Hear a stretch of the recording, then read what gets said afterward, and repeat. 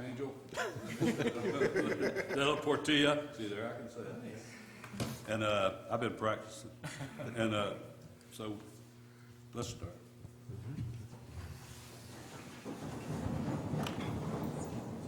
Heavenly Father, as we come together as a city, we ask for your blessings on our decisions tonight. Make them the decisions we need to move our city forward.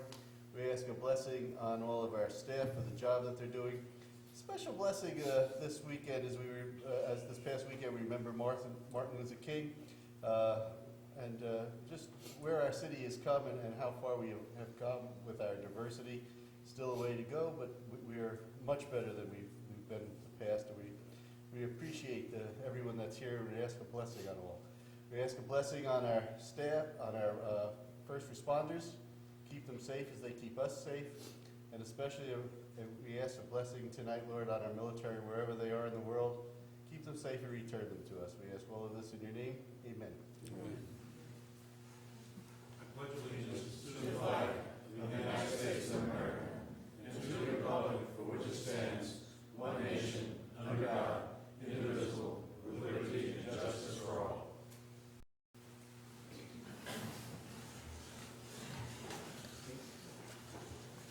Have roll call now. Commissioner Grogan, Here. Commissioner Wilson, Present. Mayor Johnson, Here. Commissioner De La Portilla, Here. Commissioner Keller. Here. Our next item is the presentation of proclamations. We have no proclamations now, but we have a presentation that was put off from December. Mr. Vincent, would you like to come up, please? Yes. Jeff, do you need to come up too, or is it? You don't need it? Okay. He's with he teaches for the Ocoee rec department and for himself, so we'll let him have the floor. Yes, sir. Either one of them. Well, good evening, everybody. It's a pleasure to be here. This is one of my favorite times every year to honor our best tennis player. Before I do, I would like to say a few words on behalf of the tennis community in Ocoee. I'd like to congratulate Mayor Johnson, for being the new mayor. And now, usually we have two. We have a female and a male tennis player of the year, but we only have a male this year. So this is the first time in 17 years I've given this award that only one person has received this award. Can we let Rosemary get it tonight, and that way we... Well, we actually had a discussion about it. Yeah, it wasn't me. It wasn't. Actually, I taught her daughter, and she's back now, and she didn't get the real award. I just had to pay for it. She benefited. Okay. And you earned every penny of it, I know. Yeah. The reason we only have one this year is because I'm very strict about the effort you put into it to be the best you can be, the dedication, the time, the consistency. And this year's recipient has definitely gone beyond the call of duty. This time I'd like to go ahead and announce the winner for 2015 Ocoee Tennis Player of the Year is Jason Joseph. And Jason is very special because I've been coaching for about 35 years now. He's the second person and I coached high school for 12 years. He's the second person in all those years that he went out for the tennis team last year to learn how to play at Ocoee High School. And I'm not sure I like saying this, but he's gone from worst to first. He started taking lessons in our program, hasn't missed a lesson in a whole year, and now he's challenging. We have a really good #1 player, which is a former Tennis Player of the Year. Jason is actually challenging him for that #1 position now. Wow. So all the way to barely getting playing a few matches and season is about to start now. Okay, I'd like to tell you a few things about Jason. I like to brag about what fine individuals people are. Tennis players tend to always be successful. He's a junior in his second year. He has a GPA of 3.5. He's a marching band and symphonic band. He plays the trumpet. He's lingual club.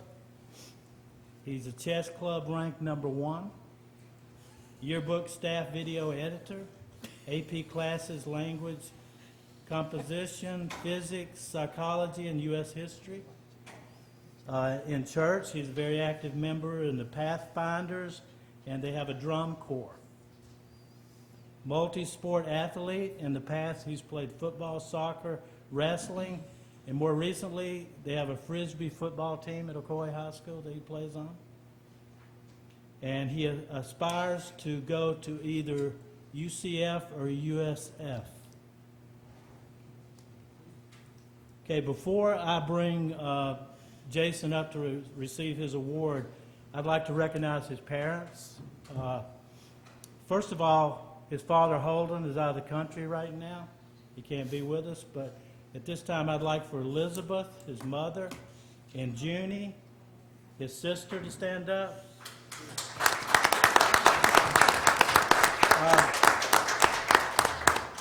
Junie is working on her PhD at Cornell University at the moment. So, at this time, I'd like for Jason to come up and receive his award.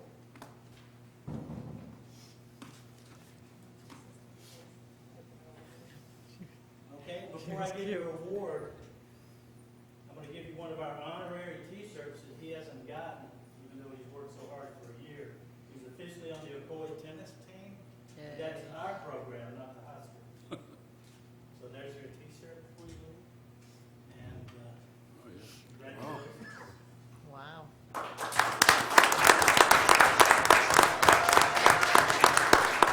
Okay, come up front, let them take some pictures.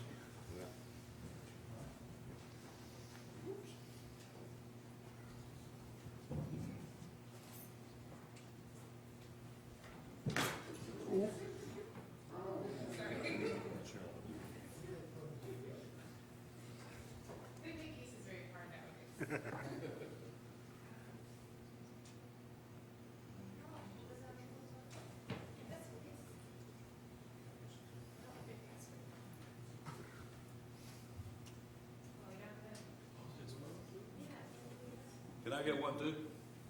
Yes. All of us, come on. Come on, guys.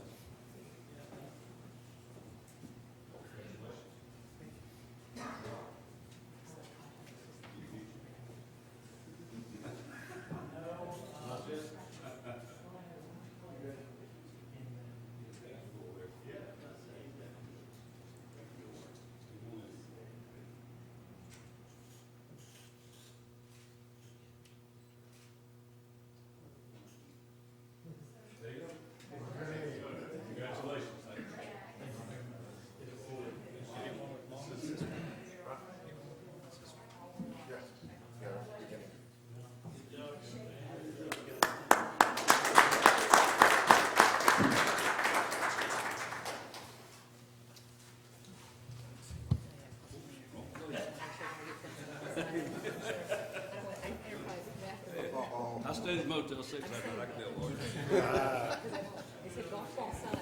you. Jack was telling me that they're going back out to practice tonight. Good luck with that. I understand. Okay. Comments from citizens and the public. I have no slips from anybody. Does anybody have anything besides what's on the agenda tonight to discuss? If so, you have some time now. So if nobody does, we'll move on to the commissioners' announcements. Commissioner Wilson?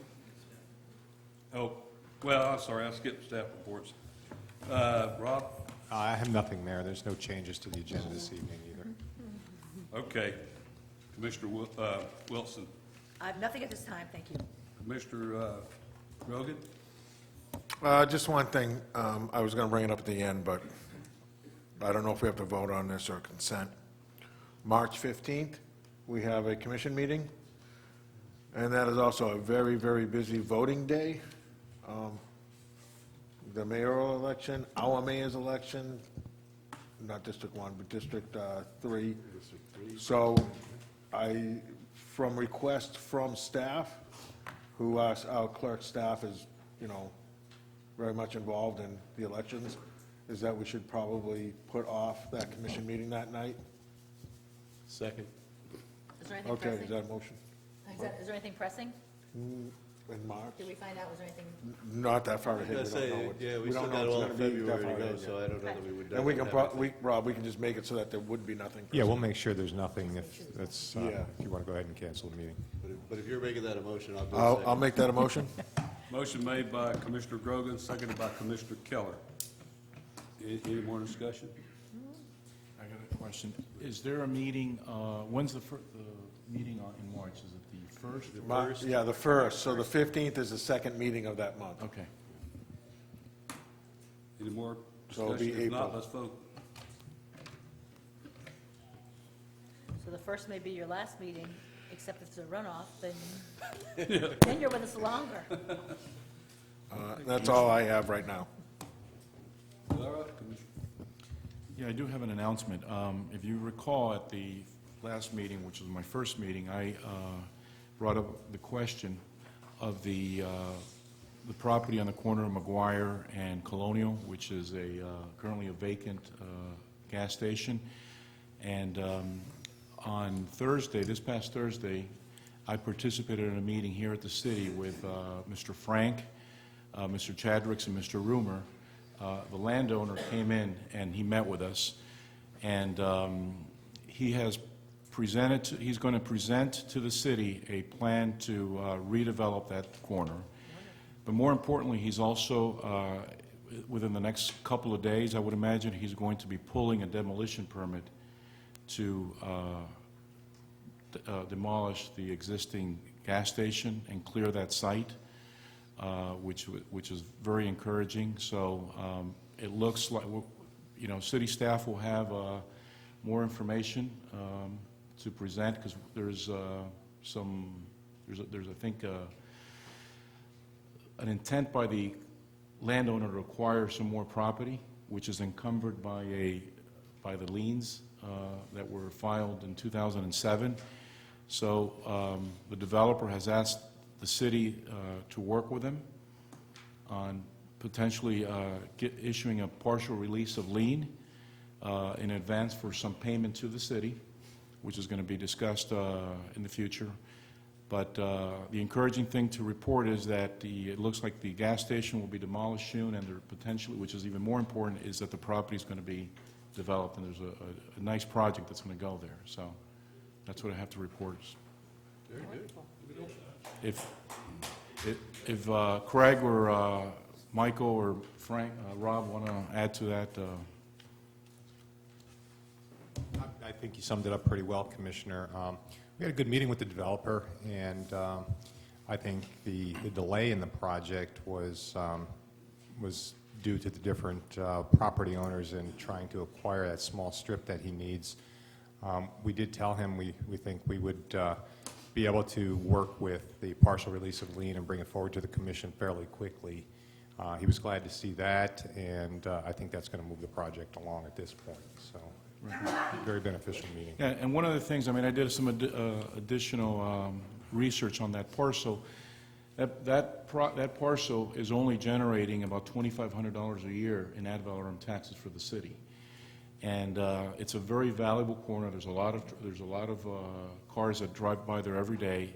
In addition, the Colony Plaza, which hopefully will be the second part of a future discussion, is generating about $7,500 a year in ad valorem taxes. So if we can somehow work with the landowners to recover the cost that the city has made, and at the same time allow for that property to be developed, at some point those two properties will be generating a significant amount of revenue for the city. So that's the market is doing well, and there's a lot of demand for that corner. So it's I think we can move this forward. So that's it. Thank you. Commissioner Keller? Nothing at this time, thank you. Okay, all right. I don't have any comments at the time. I'll do mine at the end. Let's go to the consent agenda. Anybody have anything on there? Motion to approve? Second. Motion made and seconded. Motion made by Commissioner Wilson, seconded by Commissioner Keller. Any discussion? Not, let's vote. Motion carries unanimously. All right, we have no public hearings again tonight. So we're down to the regular agenda, and this is showtime. We have approval of adoption of the State Road 429 Master Plan. Assistant City Manager Craig Shadrick. Well, I would like to begin by discussing megalopolises from Ocoee to Disney, but that's kind of old material. So what I'd like to do right now is focus you on a couple of things. As you all recall, in recent months, you had a joint workshop with the City of Winter Garden's elected officials in reviewing the final results of the 429 Master Plan, which was funded by a state grant that we were helped to obtain by Representative Bracy and several others. And this was good work that was on the tails of an even greater effort between the City of Ocoee, Winter Garden, and Apopka with our Tri-City Initiative, where we hired Angelos Angelou, who's a nationally recognized economic development expert. And after he conducted his initial report, which you were all privy to, one of the things he said is, hey, you guys have got to set that place up out there. So you need to do a land use study. And so Apopka has been conducting their own study with Florida Hospital at the 414 interchange, and we, of course, have wrapped up the 429 study. So I want to briefly go through that and then touch on a couple of issues, but the two themes I want to remind you of right now as we're going through this is going to morph into the downtown plan, which you just approved on consent, the money transfer to cover that. And there are some things that need to be addressed tonight. That's why we're formally asking the Commission to adopt the 429 plan, because it could come in handy later if we have projects that are submitted that don't conform to the vision that we've all set up. And so I'm going to go through this kind of quickly. The 429 study included some very high-level concepts for the three interchanges that we share on the 429 corridor. That would be the West Road interchange, the Plant Franklin interchange, and the State Road 50 interchange. And it included a market analysis out to, I believe, 2025, and a strategic development framework for how development could be catalyzed. And additionally, it included guidelines for how things should develop. Very important. Now, the regional context that's set up, echoing Mr. Angelou's theme, we're in a region that's very prosperous and has a large population. This West Orange community is very unique in character and history, and has a population now of almost 200,000 people when you include all the small cities and towns in West Orange County. And the market scan indicated what we thought would happen, that there's a tremendous market capacity between now and 2040 even. I was off by a few years. To grow in the non-residential categories, which in economic development language, job growth generates everything you need to support everything else. High-wage jobs, bringing them into a locale, drives your housing market and drives your retail market. So with that in mind, let's continue on. Now, some of the general themes that popped up during this study included an office educational campus up near the West Road interchange. There are some pivotal pieces of property that are publicly owned that lend themselves very well with exposure on the 429 and with the proximity of the high school and being near an interchange to really have a powerful push for some type of educational campus. We're talking something like a Valencia or even better. Additionally, the crown jewel, believe it or not, was this Plant Franklin interchange because it connects the two downtowns. And so a byproduct of this study we had to include the downtowns in the mix, which was perfect timing for us because the city commission had just come off a strategic planning effort where the single overriding theme was we want to do something about our downtown. And then lastly, you have the State Road 50 corridor, which is more of a long-term vision and could involve evolution to a higher tech workforce. Okay, so in this little graphic, you have the boundaries of the study areas and the land use diagram that they created, residential being yellow, commercial being red. And one of the key things that they looked at, which is a basic cornerstone when you're looking to try to redevelop an area, is looking at connectivity, okay? The West Road study area, there's a couple key roads that need to be put in up there that would help catalyze development. Plant Franklin Interchange, that's also about roads, setting the table. We've heard nothing, but we want a downtown. And I'm happy to say that we'll be getting in up to our elbows in downtown planning very soon. Some of it's going on as we speak. And I'm going to get into that in a moment, but the road network that we create, that has to be created, is what sets up the design. If you want to have outdoor dining, you've got to have a cross-section that has the 15-foot wide sidewalks, and you have to have a land development code that says buildings are going to front the street, and you're going to have architectural standards and land use standards that are different from what we have in our code today. So that's going to be a big piece of the downtown master plan. This was one of the most provocative pieces of the 429 plan.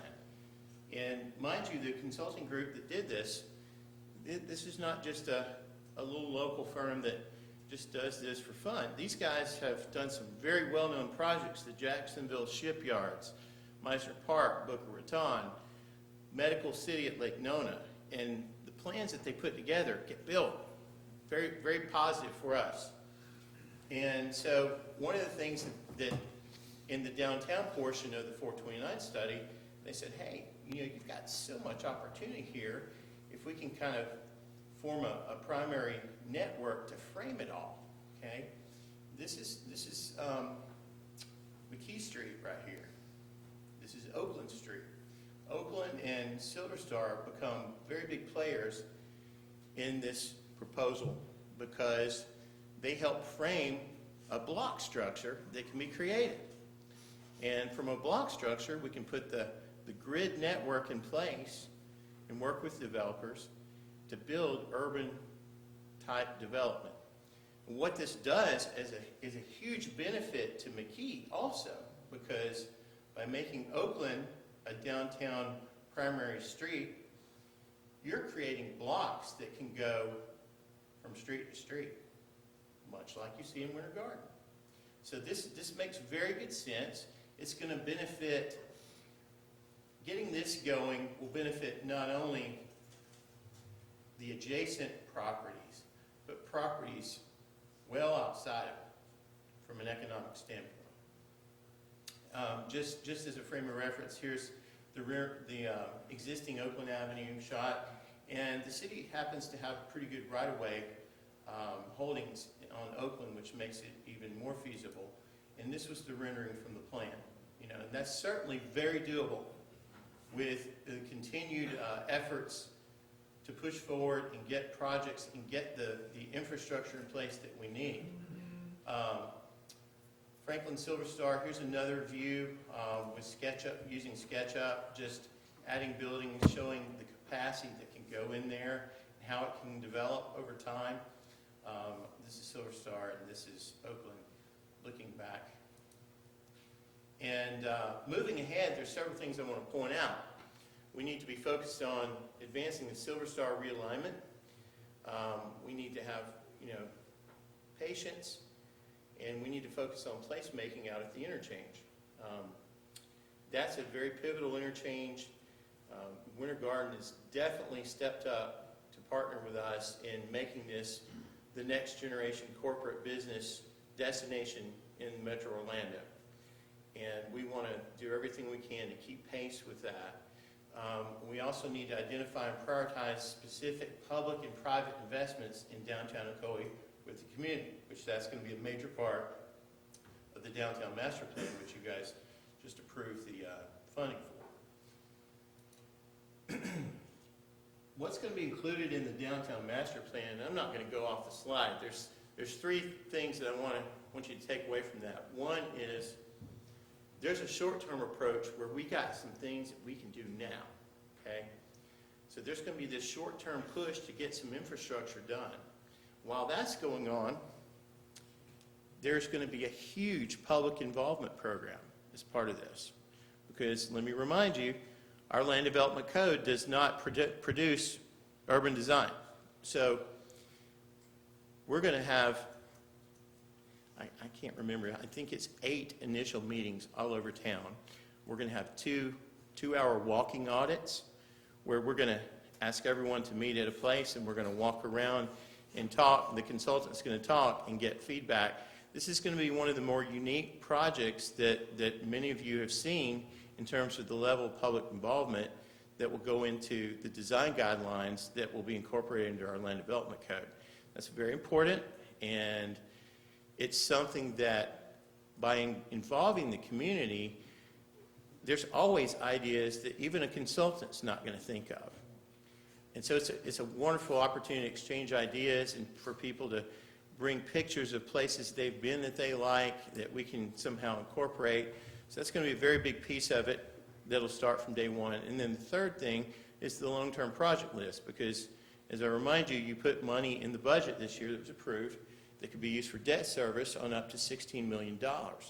That excites me very much. That's, this commission that that's sitting here right now has taken the step of saying and said, we're going to spend some money. So we're going to try to spend it as quickly and as effectively as we can, and we're going to try to involve the public every step of the way. Now, the short-term project completion that I was just mentioning, there are some operational things that have to be done to help frame the downtown, okay? One is the Blueford streetscape.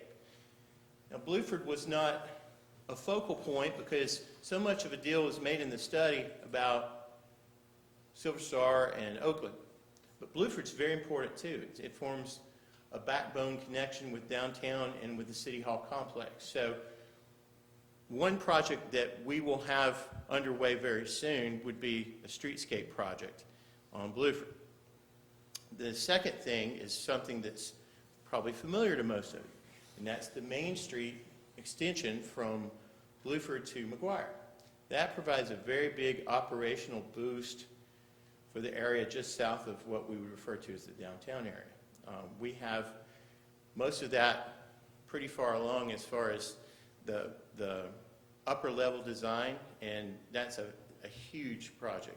And then there's the downtown logo and design. That'll be done and be brought back to the commission. But we want, with these projects that are getting underway, there are a lot of other little small beautification projects that the consultant can advise us on, and we can show the work being done. And we want to have a nice sign that is going to be very evident to the public that, hey, work's being done, this is how our tax dollars are being spent, and we can expect to see these kind of things all over the downtown area over the next however long it's going to take.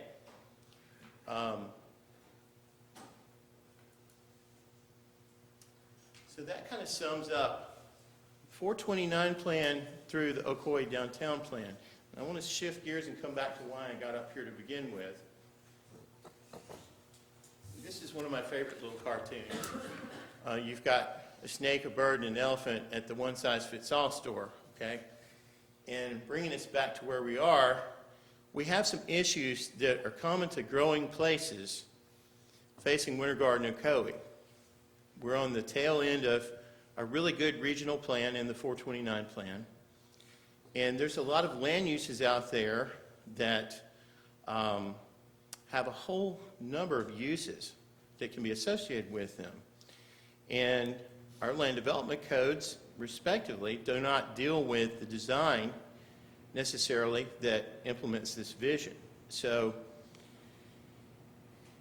in order to maintain a consistent vision and implementation of that, the City of Winter Garden is actually considering a moratorium through July of this year so that they can get their standards in place. And I'm recommending to the City Commission tonight that you adopt formally the 429 plan and that you consider directing staff to come back with an ordinance implementing a moratorium. Now, the direction, and the city attorney can speak to this effectively, the direction that they're taking is from a perspective of the pending legislation doctrine, which means we're working on setting some rules up. Therefore, we're not going to let anything happen until the rules get put in place. It's very common. There's a legal precedent for it, and Scott, I'm sure, can tell you all about that. That's something that I would like for the commission to consider, but I'm asking for two things right now. I'm asking for you to formally adopt the plan because that's necessary for us to consider a path that includes the pending legislation doctrine, and then I'm asking you to direct us to come back with a draft ordinance for your consideration at a time to be determined. You through? Yes. All right, we're going to open it up for some questions from the commissioners, and then I'll also let the public, if they'd like to make any comments, make comments. Commissioner, I'm sorry. Craig, the moratorium that you're asking us to give you direction to bring back, what is the area you want to target specifically?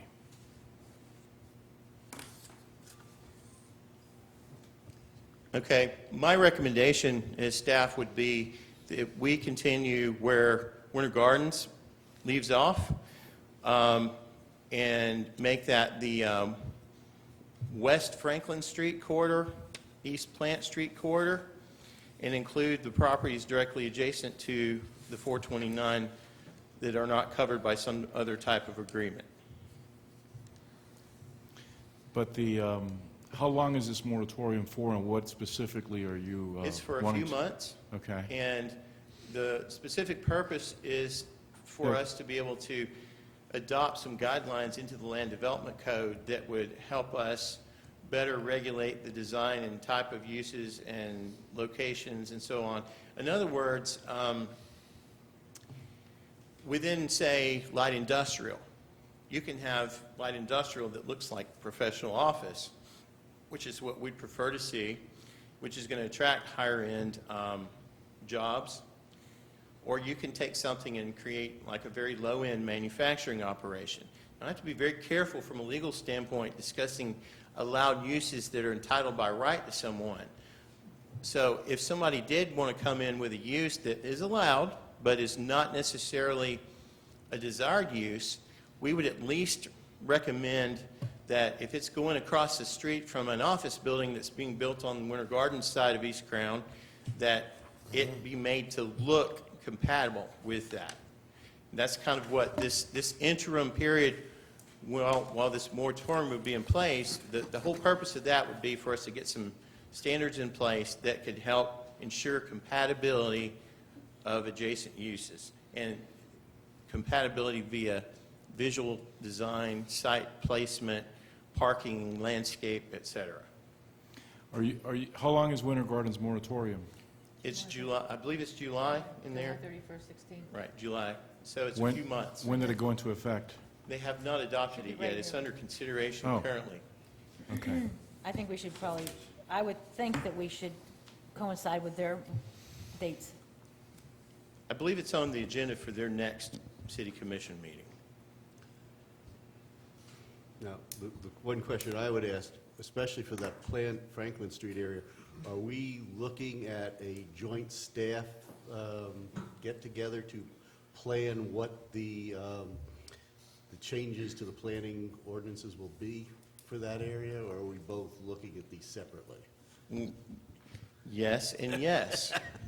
We are looking at them separately, but we are coordinating very heavily. I would say at least on a weekly basis, we are doing a phone conference with the staff in Winter Garden. That's how closely we're working on this. And they actually came up with the idea of doing a moratorium. And at first, when they proposed the idea to us, we were like, oh, they'll never go for that.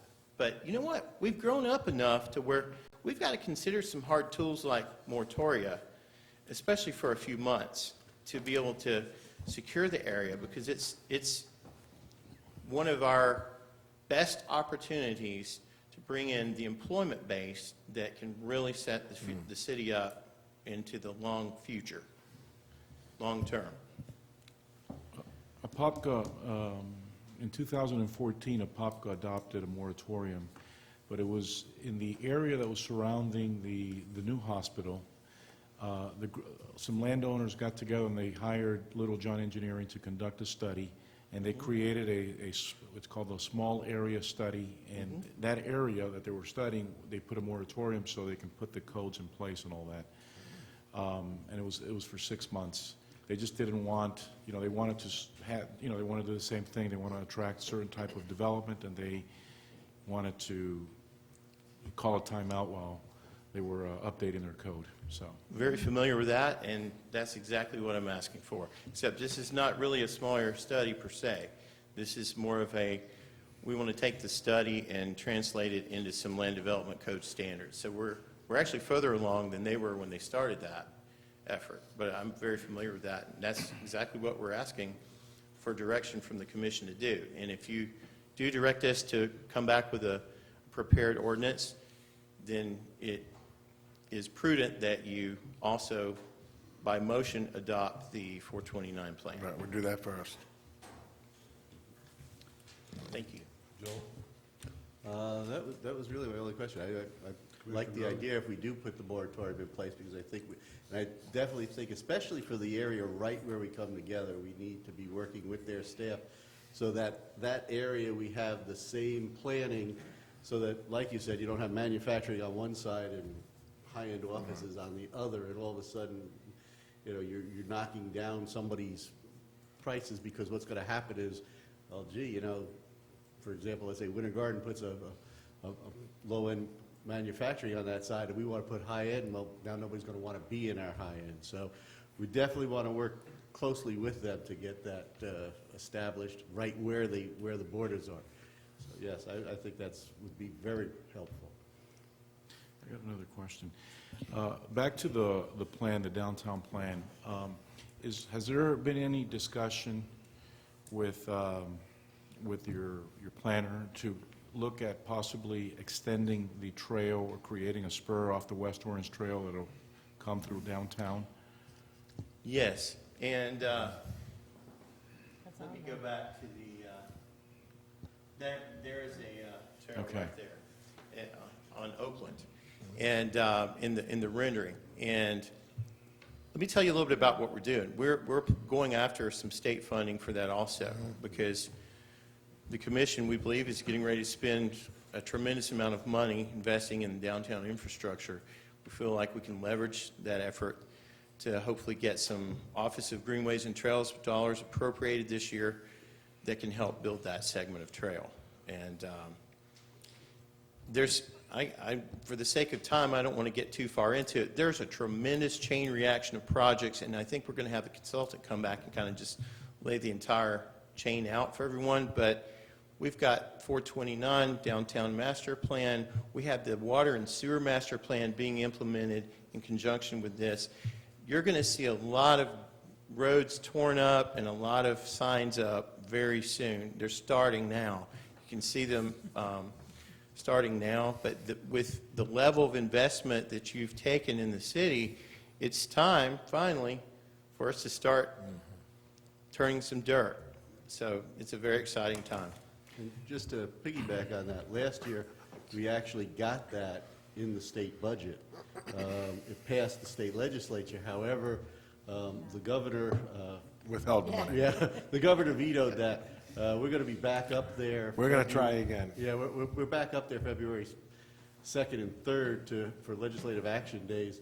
And one of the things I've asked for, besides meeting with the legislators, is if they could set me up some time with the governor's office, because I would like to get him on board this time so that once we Jobs. get it through the legislature again, we don't get it stuck on the governor's desk again.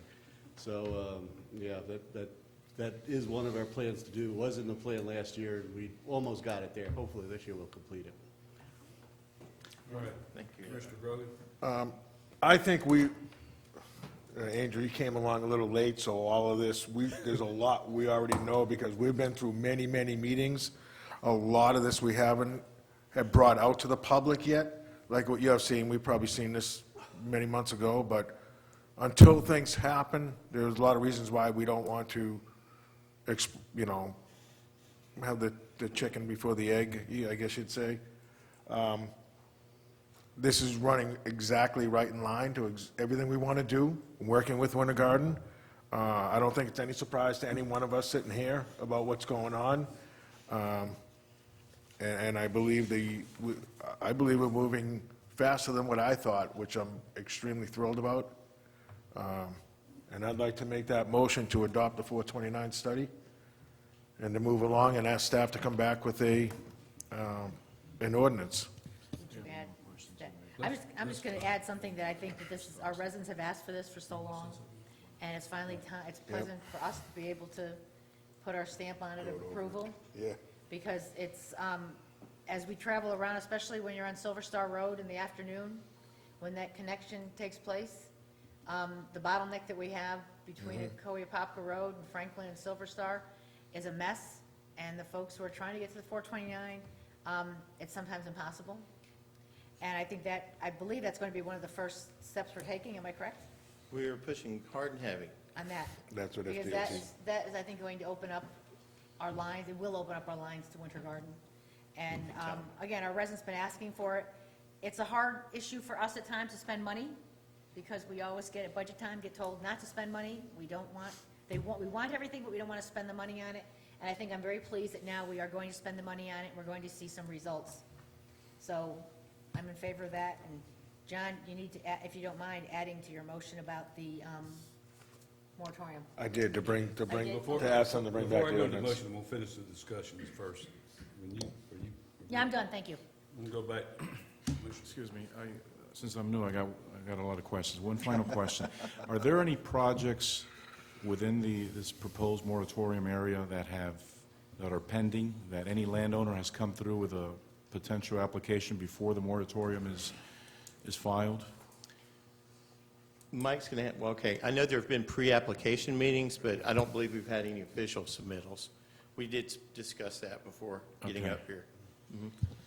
And I'll second, Rosemary, I don't take it that No, you I- seconded it, so I'll second Well, that Rusty motion. wanted to say something, I think. Here we are, we're But, all excited. Yeah, sorry there, Russ. Well, as we've all discussed and talked about this for a long time, and one of the things we've looked at is all the areas, and I appreciate staff's look at Blueford Avenue also, which entails part of the downtown.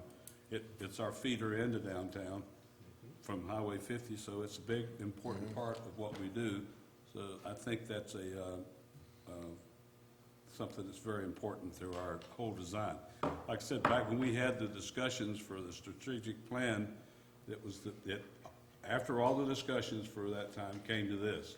It's pulling the downtown together and coming with something we can utilize that will make it beneficial for the citizens and for us in our town, and for our citizens to enjoy. Our lake will be a big part of what we do. If you come out and look, like Saturday, I was out there with a gentleman, and it's one of the most used place we have, and people are all the time using our park and down at the lake and our Lakeshore Center. So this is going to be an integral part of what we do. So I'm all excited about it. I hope we get started and get this thing rolling where we can get the design going. So before we go to the motion and make the motion, I'm going to open it up to let the public make some comments before we do. Okay? Anybody that wants to make a comment, if you make a comment, please fill out the slip. And I'll recognize Mr. Hopper first.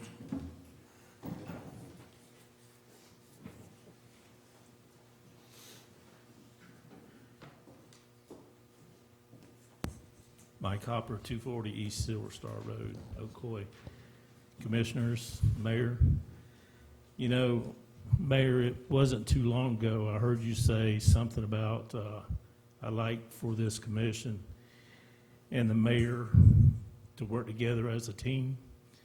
I think this has just accomplished that. And when I hear Craig talk about collaboration with our staff in Winter Garden, this is one of the most positive things I think I've heard out of this commission and this staff since we paved Clark Road. I'd encourage you guys to go ahead and approve this. I would also ask you to be diligent with when you have to buy property and stuff like that. Make sure it's the right parcel, because I'm feeling that we're going to have to. We got a couple parcels now that we spent several $1 million on that they're still sitting there. So I would encourage you to do due diligence, and I know you will. Craig, good job. And I tell you, I'm encouraged to see this. This wasn't exactly what I wanted to say, Rusty, but it all boils down to, you know, property and being careful and doing due diligence, and I know you guys will. And I encourage you guys to continue to work together. Yeah, you're going to have to spend money, but you know what? I think it's going to be worth every penny that you spend to make this happen. So, well done. Thanks. Thank you, Mike. Any, Ms. Redesso?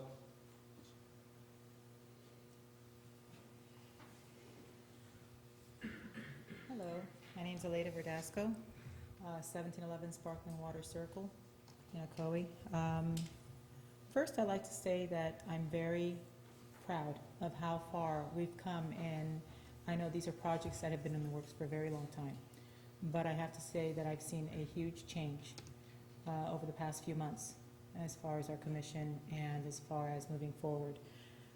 Regarding the 429 exchange, it's something that I think is definitely going to be very beneficial to residents and for the city of Ocoee. I do like the idea of the urban, of where we're moving towards. I do ask, though, and it's something that I have brought up with some of you, that we try and continue this proactive way of thinking. Let's not just look at the here and now. 429 exchange is here now, but there's a lot of other areas in the city of Ocoee that we're looking to develop. As far as the moratorium, I think it'd be great if we can try and look at all of these projects and look at all the surrounding areas and try to put in place things that are going to work cohesively with what we're trying to create. By putting the moratorium, I think that that's a great idea, because it kind of lets us kind of catch up to putting everything in place that we need to acquire what we're looking for. But let's not forget there's other parts of the city that is going under development as well, that there's current projects that are underway right now that may or may not work with the look that we're trying to acquire. I know that some ordinances have been in place, some projects have been ongoing for quite some time, but we've got a vision now. And I think it'd be great if we can try and continue to carry that and make that flow go throughout Ocoee. We're trying to establish that urban feel where people can come, work, play, live, and raise their families. And I think that we still have some ways to go, so if we can, let's please try and keep all of that in mind with all these other projects that are coming up. As far as the properties that were just mentioned just a couple of minutes ago that are still in existence, there's a lot of commercial areas that still need to be filled up. It'd be great if we can try and find a way to promote these commercial areas. It'll also bring in, while we're building some parts of Ocoee, we've got other areas that need attention as well. Try and work together, try and create some lists, try and promote these commercial properties, try and clean them up. Some have kind of fallen to the wayside a little bit. So I'd like to try and see what we can put together to try and, let's not forget of the other parts of Ocoee that's already here while we focus on the new up and coming. So, and I also ask that you adopt the 429. I think that's going to be a huge benefit to our city and our residents. Thank you. Thank you. Thank you. Anybody else? Public comments on this issue? good. You look like you got ready to jump up. We Just get to ready to the- run out. I was gonna say, just to that point, also, we have out for the economic developer, who should be starting the end of March. If you remember from our budget, one of the things was that 6 months in, we would have an economic development person coming on board.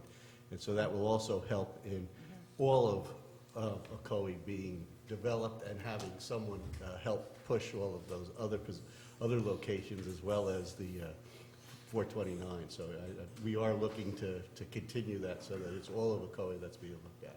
Because we do have a number of commercial places that would be good for other people as well. Just a quick comment to thank staff, and especially Rob and Craig and Mike Roomer and anybody else that's worked on this project. I think it's something that's been needed, and I appreciate your efforts to get it brought forward. And I think we need to, we've been moving gradually towards this, so now maybe we can get a faster pace, I hope. Like I said, once again, I really appreciate the Blueford deal, because I think one of the things we need to address is the entrance into our towns, and I think that's one of the ways to do it. So looking forward to that. There was one other thing I wanted to ask you about that, but I didn't remember, so I'll get it later. But like I said, thanks. So what I'm gonna do is bring it back to the board. And Commissioner Grogan, you made the motion to adopt the ordinance for the... Adopt the 429, and then bring back the ordinance the next commission meeting or a future time? How you feeling? I'm gonna have the No, lawyer. I think we can do it all as one motion. So the motion is Right. to adopt the State Road 429 master plan and direct city staff to bring forth a temporary moratorium, ordinance for a temporary moratorium on development and acceptance of applications for development for a designated area and a designated specific period of time. Is that your motion, Commissioner Grogan? Yes. Do I have a second? Yeah, there was a second. I seconded, yep. Commissioner Keller, no more discussion, any more discussion on it? If not, let's vote. Motion carries. Thank you very much. All right. Any more staff actions, Rob? No, sir. All right, comments from commissioners. Let's go with Commissioner Keller. Just wanted to thank the HRDB board for for yesterday's for Martin Luther King parade. Again, I think this is what, the 10th, if I remember correctly? So, so thank you very much for the job that you did for putting that together. And think it went well. So again, thank you very much. I too attended, along with all of us attended the Martin Luther King Day Parade. Thank you for those that put it together. I saw Mr. Olivero there very early in the morning, helping with the setup, so thank you. It was a great event, very well attended, and I was very glad to be a part of it, so thank you. Commissioner Wilson. Yes, I have a couple things. First of all, the Spring Fling will be on the second Saturday of March, and that's well underway, so please plan on attending. Also, Rob, you had sent out an email, I was trying to find it a few weeks, maybe in the last week, regarding the red light cameras. Yes. And that the revenue was down. I know that we're down cameras because of the construction. Right. But also the fines that we had outstanding were a fair amount. I'm correct. I'm trying to get the exact figure. I couldn't find the I email think at this point. the outstanding fines were about $35,000. The commission had made a decision here when we first implemented those cameras that we were not going to pursue those and turn those over to a collection agency. So that's still out there, about $35,000 worth of fines. Well, what I would like to see at maybe a few commission meetings from now is, I think we need to evaluate at this point whether those cameras are beneficial. I mean, we have a lot of residents that are not happy with red light cameras, and I'm supportive of them for safety reasons only. That if they're saving lives or traffic fatalities or accidents, if there's something that's helping us with that, in Ocoee, I'm not looking at statewide statistics. I don't really want someone to bring back statewide or statistics. I want city statistics to see if they really are beneficial. Because if they aren't, I think then we need to evaluate the contract we have, and basically it's fish or cut bait, want them or not.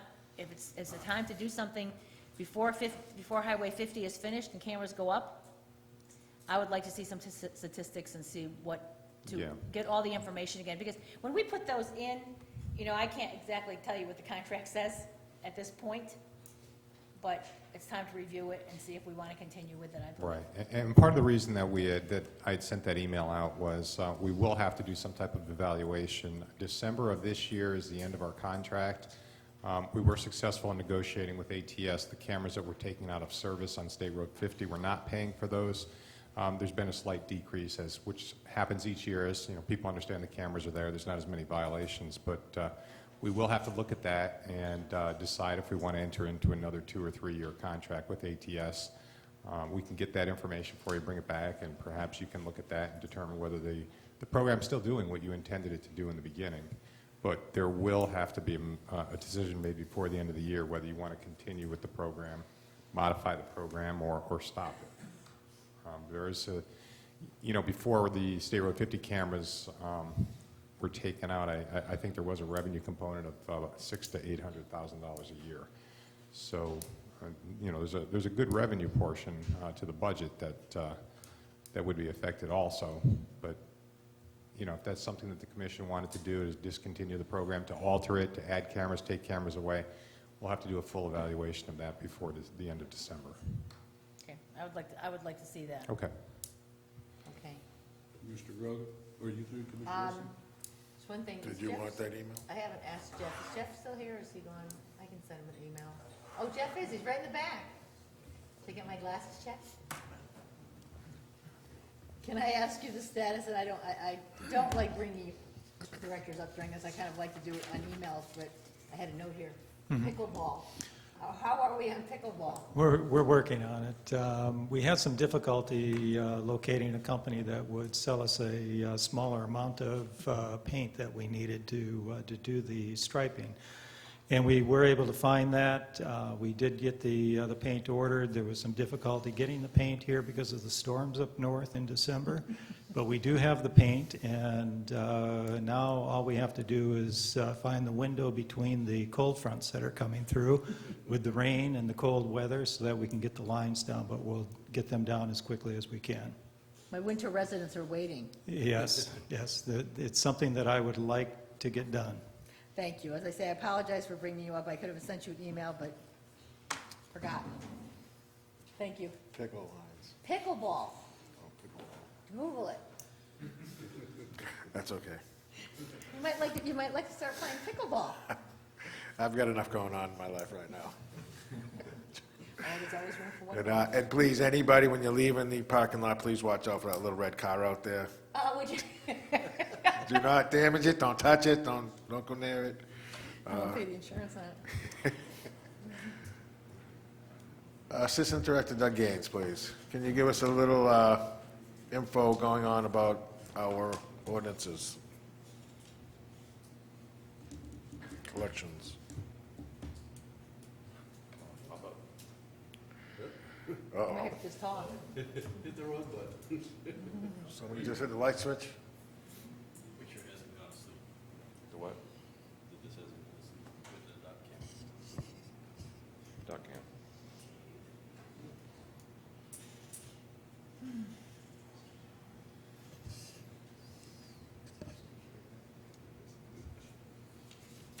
Okay, I'll get started with that up on the board there.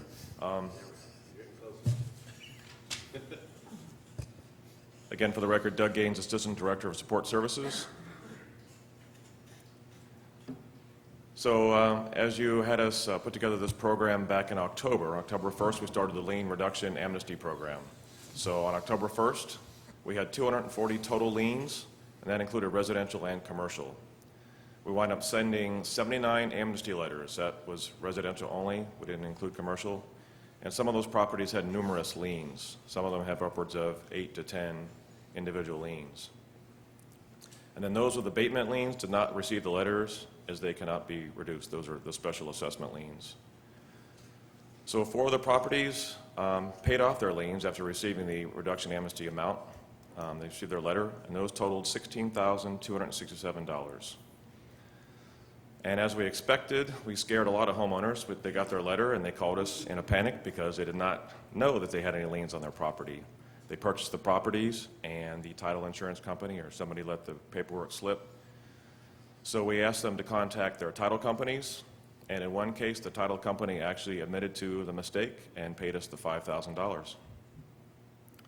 We've also come into a little contract with four homeowners. They've accepted the reduction offer and are making 12 monthly payments. And after those are paid off, those will add up to another $9,930.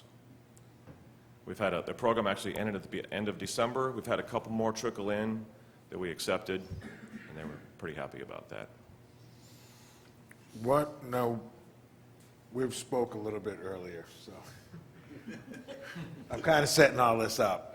What can we do now to enhance this program? Obviously, it's doing a great job. It's bringing in the money. We're getting less people in front of us where we have to reduce it down to nothing. How can we enhance this program? I believe we're getting a lot more money out of this program. People are coming into compliance. They want to come into compliance. They want to pay this off. Even if they can't afford it, they want to make the 12 monthly payments. I think it's a good program so far. I think we should continue the program. And it doesn't have to go to the code board. It doesn't have to come to you. We wind up getting more money per case than it would if it went to commission. And now we can make this year-round without having to advertise it, without having to put out, when people call you, we can just say, this is what we have, this is the program. If that's okay with the city attorney, I believe we can. Can we extend this to make this a permanent program? The code does say we can continue it. Yeah, I'd have to go look back what was adopted. Was it not just a 4-month or a 3-month program? It did say 3 months, but it said we could continue at our discretion per Yeah, I was the gonna say, city I thought manager. we had a continuation in it.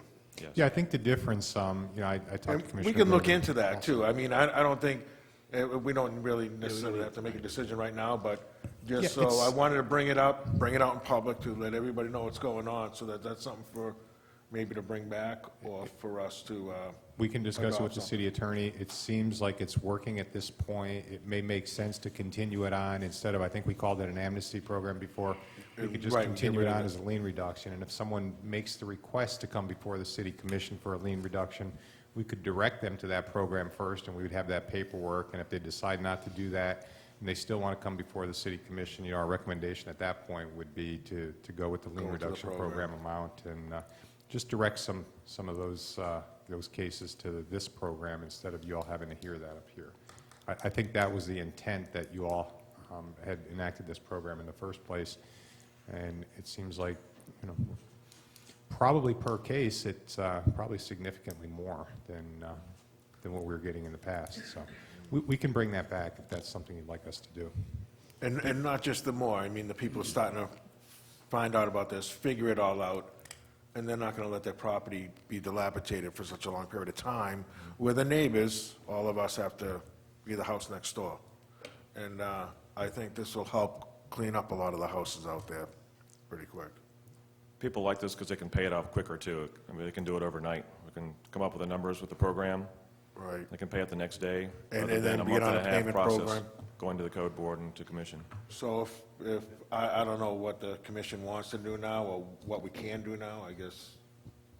I mean, I think we can continue it if we go back and look at it and that allowed for continuation. If it looks like it's something we need to bring back, we'll absolutely bring it back for approval if that's what requires continuation. But if you want to make a motion or consensus of the commission is to continue it, if that's allowable under what was adopted, then we can move that way. Well, I guess to be on the safe side, we'll make a motion to continue the program as an amnesty, not amnesty, but as a Lead reduction. lien reduction program, and until we get further notice whether that was acceptable or not acceptable. Motion's made by Commissioner Grogan. Suppose we keep going with the lien reduction program. Do I hear a second? This was your baby, Joel. Okay. If I remember correctly. I didn't mean to take it all over I was gonna from say, you, Hey, Hey, Joel, listen, but that's okay. I'm glad that it worked. I'll make the second. I think it did a lot of good for us. And I think the other thing that was sort of the side benefit of this is because of it, a lot of people who didn't realize they had liens found out they had liens, and they're coming in and paying for it. And I think that's a lot of the plus. And, you know, quite frankly, if there's more of them that bought the house with the liens, I think they really do need to go after the title companies, because Right. title companies should be doing this and finding it. If that's their job, is to find the liens that are on a property when you're buying it. So I'm That glad was- to see one, we got one that way, and I, you know, hope if some of the others have that they do go back to the lien company and say, hey, I paid you for this, you need to come up with the money now. So, yes, definitely second. Motion seconded by Commissioner Keller. It's a long second. Long second. Hey, I didn't dare second that. Did I you knew make that it? was yours. You He made it. John made it, and I seconded it. Yeah. All right. Motion, any more discussion? No more discussion, let's vote. And I have nothing else at this time. Okay. All right. Guess I'll finish it up, the discussions. Two or three things. One, start off with the Steve Kruger around, I guess. The closure of Blueford. Is that Steve or is that Dave Wheeler? And we're all happy. And we're all happy. Oh, yeah. I'm happy it's getting done, but not so happy with me. That would be. We are happy it's getting done, but I don't know about the rest of them, but I don't know about notification was that great, but I also was told it was 24 hours. And that started last week, last Friday, I think is when they started. So I came out tonight and today, so it's still going. So when's the deadline on that thing through that area? We had a couple closures. The first one we did over the weekend while school was out at an intersection. It was mostly utility work. Right now, it's just utility work going on. And to put the force main from Orlando up to 7th, that site where it goes right underneath the road, we were looking to do a closure there. There were some water lines that no one knew existed that kept it Finding a lot of closed. things over there. There's a lot of things. It's an old right-of-way. It's kind of the nature of the business, unfortunately. We're finding a lot of things that nobody knew was out there. And it's like today, it was all mostly just making repairs, but we should have that part closed. There's going to be several closures that we'll be notifying people of as they go. We're trying to make it as seamless as possible, because the more changes we make, the more confusing it is for people to get in a routine. All right. Red light cameras, I don't particularly like red light cameras either, but what the purpose was, is to me, where I think the major problem with red light cameras seems to be is the turning right on red. That's where the stigma comes in, where our citizens are, mostly complaints I get is because of the turn right on red. Not the problem, I don't have a problem with it when you go down Highway 50 and somebody's doing 80 miles an hour and goes through that red light, going down the road and not stopping, which is quite a bit. So I have a problem with safety, and there is safety problems. We're not just, Highway 50 is really a dangerous place, and when we get back to where the roads are gonna be expanded, that's the only part we need to really look at, because turning right on red, most people are gonna slow down or stop one way or the other. So I have a problem, that's where probably the majority of the local people have problems at, with those cameras. But we have a lot of people that go through Silver Star Road, Clark Road, and Highway 50 that run those lights. They're going on the main highway. So that's where I had the problem with. The other couple of things, water audit. I would have asked staff, and I asked the commission, I don't want to wait any further. We've had some problems with our water department, nothing to do with the department up on the hill or anything like that, but I would love to see us go ahead and put in for the audit on the water problems with the water bills, Rob. See if we can address the issues of what's going on and go ahead and get that settled. So what I'd like to do is do we have to have a consensus from the commission? If you could just clarify, I mean, I We know need there to were... have somebody come in and do an audit on how we handle the water bills at the front counter. Okay. And the people, how we handle customers. We discussed this before. We talked really briefly, and we were talking maybe some type of survey to find out where we think the Right. issues are or something. Yeah. And is that what you meant? Well, the survey, I had asked about having a survey done, but I think this, which this one customer has continuously brought it up, and she's asked again that we do an audit of how we charge our accounts, because there's a problem with the accounts up in a certain area of town, in Admiral Point, for instance, where the bills on the meters that are getting read by computers, they're having problems with it. So I think we maybe need to talk to Charles and see if there's a thing we need to do for an audit on that, and see if we can get it straightened out, because I don't think it's going away until we do. Well, they're no longer doing any, what was the word for that? Estimated. Estimated billing. Yeah. That was the one step they did take with Admiral's Point, that with other places, other areas. We're doing no more estimated billing, correct? That's correct. Okay. And So- then I believe they were gonna go back and check bills that had estimated billing, correct? They haven't done it yet.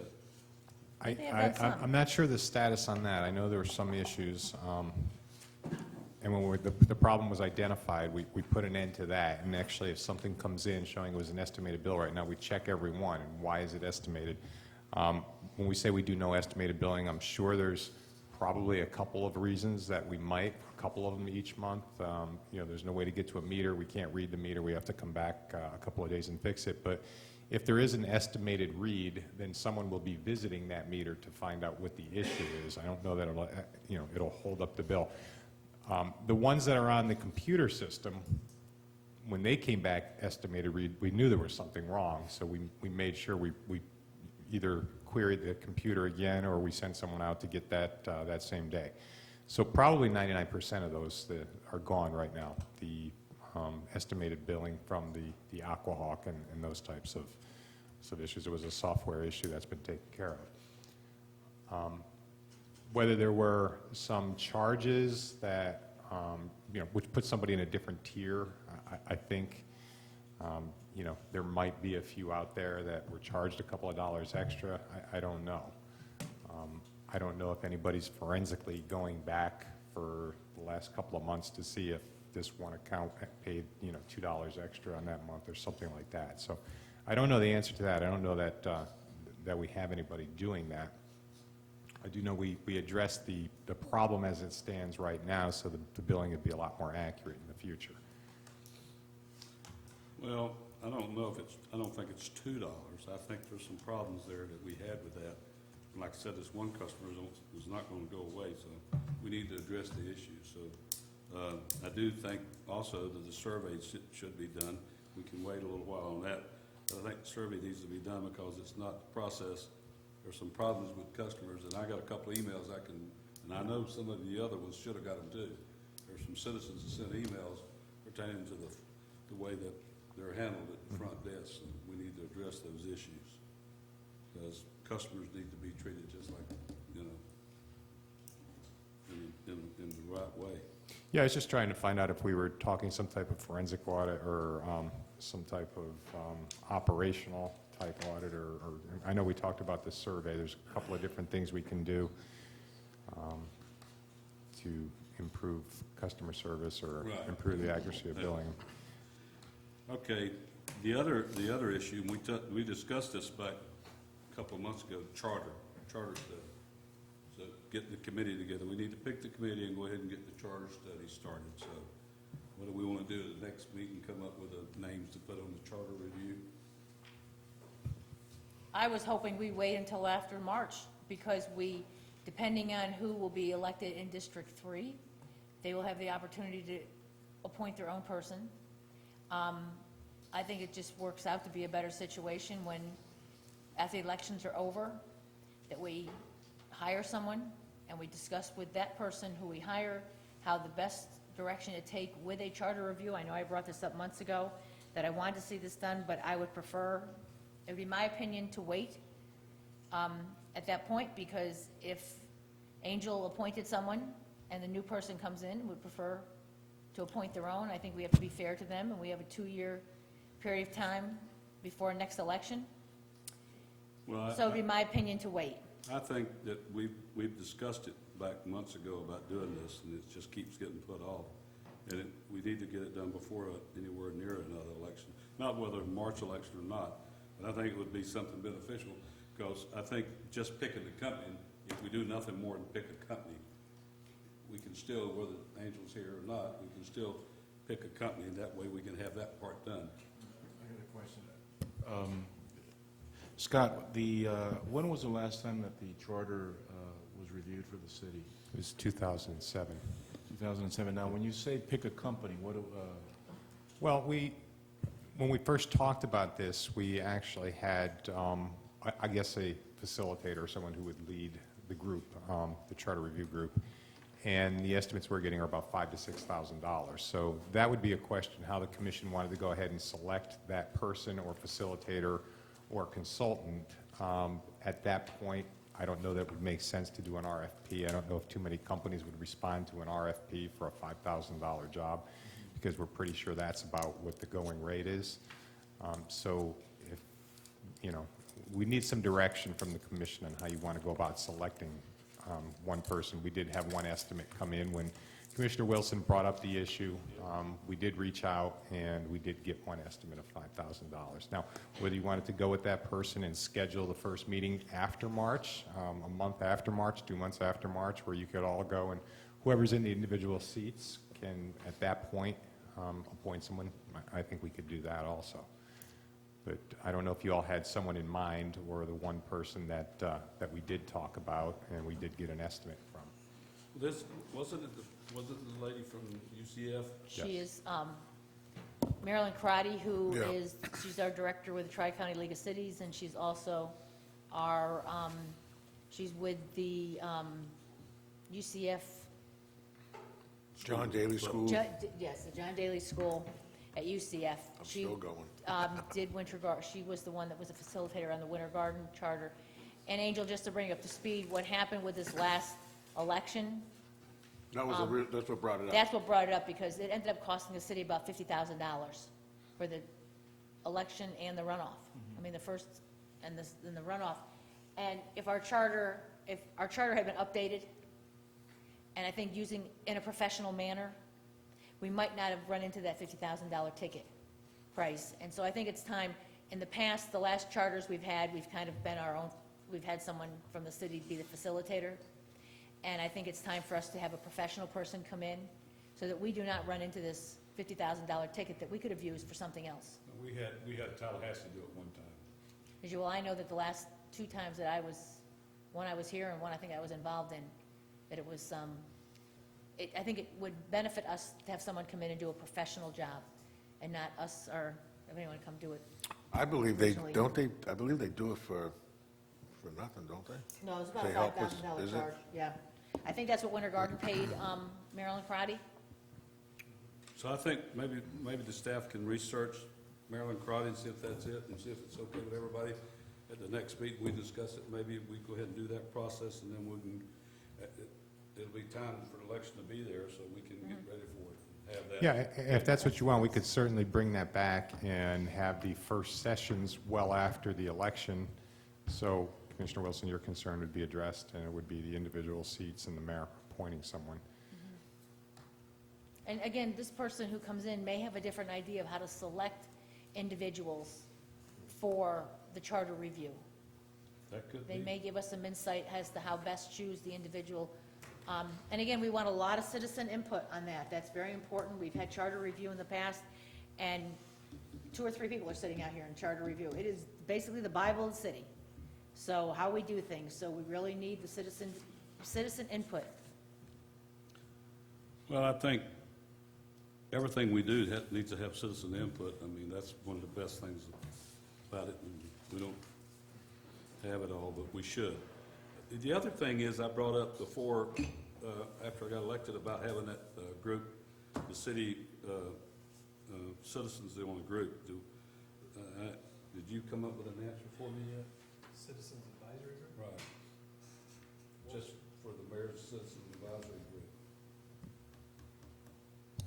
Yeah, if you're talking just a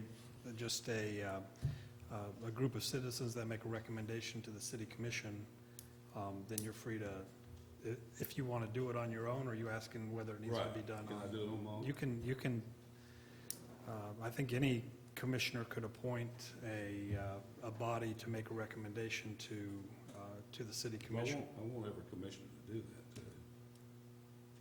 You ask, I don't want to put them all, I want the commissioners to put somebody from district, or, you know, that would represent. What advisory board is this? I've asked for a citizens group to be a group that comes and can report to us, or come sit and watch our meetings and voice their opinions. We used to have Rosemary and Martha. Isn't that what everyone heard? Careful what you ask No. for. Yeah, you know, no, I'm, No, it's not. well, I'm pleased to see people So here, you 'cause- say I can do it, right? We can sit down and talk about what you have in mind, but I think Okay. if the city commission wants to appoint a group to make recommendations to the city commission, you're free to do that. Not just recommendations, but their opinions of what we're doing and how we're doing it. Yeah, I mean, as long as they're not taking over an already They- established board. They don't sit up here and get the vote, Right, well, you know?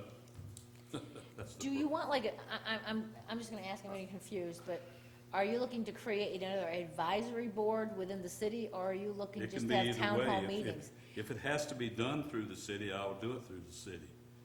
If not, I'll appoint some people myself. Well, you can have a meeting yourself with folks, but I'm concerned about having another advisory board.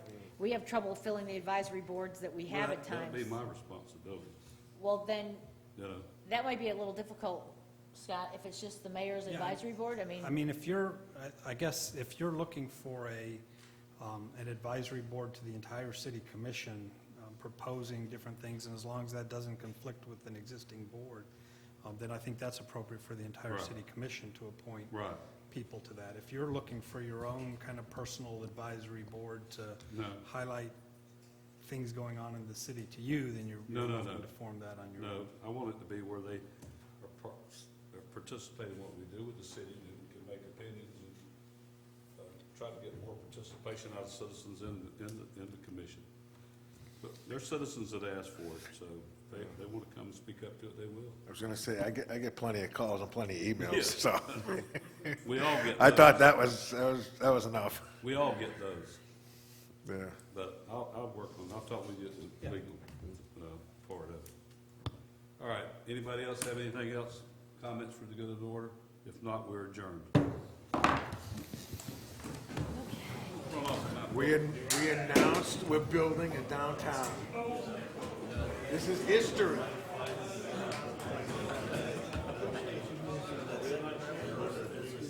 Here, come on over here, because I can't let John hear what you say, because you can talk to him separately.